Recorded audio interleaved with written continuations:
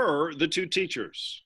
Where school is always in session. Ooh, Andy, there are so many lessons to be learned, and we're starting with foundations. And when you talk about foundations, boy, nothing more important than talking about our government under the U.S. Constitution, but also the types of democracy that our founding fathers envisioned. Very important. It's so interesting. Every time we see news about Congress interacting with the executive branch and the president during this COVID-19 crisis, you really are reminded of the different types of democracies that are out there, particularly pluralist democracy and elitist democracy. Andy, let's just highlight the three types before we get into our analysis. The three basic types of democracy are elitist. This is a system where we count on experts to make decisions for us with our consent. The pluralist view is that we create groups that will then compete equally to make public policy. Then, of course, rather a more newer nuance is participatory. And this really invites a broad participation of every citizen to really have an equal voice in policymaking. Andy, when I look at the US Constitution, our blueprint, it certainly feels like a group of elites wrote it and a group of elites hope to run it.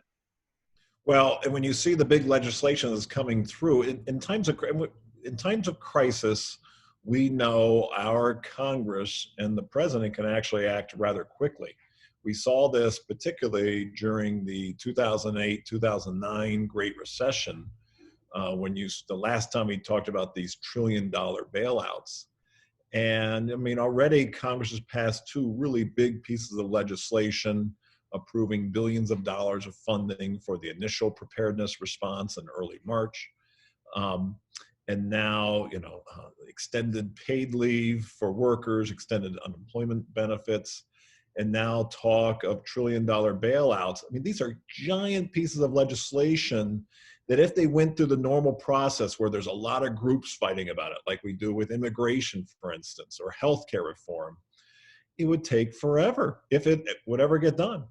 But with elite democracy, you actually see policies pass relatively quickly, even if they're really big spending items. Well, Andy, another word we're hearing a lot these days as we're anticipating government responses is the idea of compromise.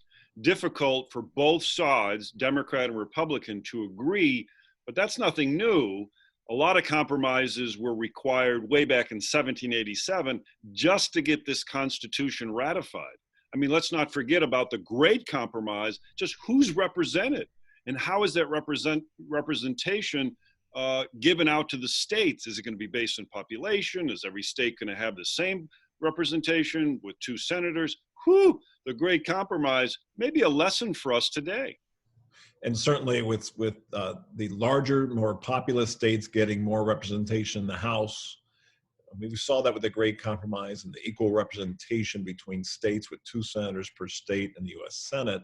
And of course, no document articulates that as well as Federalist 51, James Madison's look at how would this bicameral Congress, how would it work along with interacting with the executive branch with the power to enforce the law, and of course our judiciary, which has this unique power of judicial review to determine whether these laws are constitutional. In that interaction between those branches, the separation of powers and the checks and balances between those branches is a key part of our system that we are seeing in the headlines, particularly as Congress writes the legislation and then has to negotiate with the president, because in the end, the president does need to approve any legislation that's written.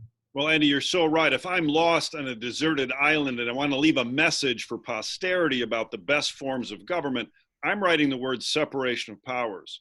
The founders had it right. We cannot trust all the power in one place. This does make the policymaking process a little muddier and a little more difficult, because we don't want a president just to say, do this and do that, and it gets done.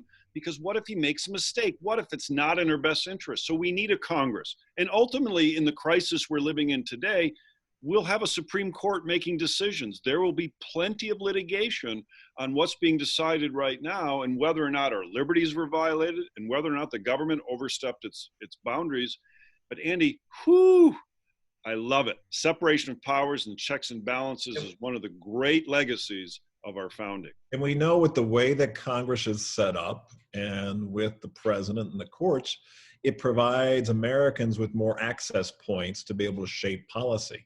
Now, on a policy that's going this quickly and it's this big, I think an ordinary American kind of is typically right to feel really overwhelmed that their voice isn't necessarily heard amongst those access points. But that's where we get those special interest groups that represent broad ranges of Americans and different professions and different backgrounds.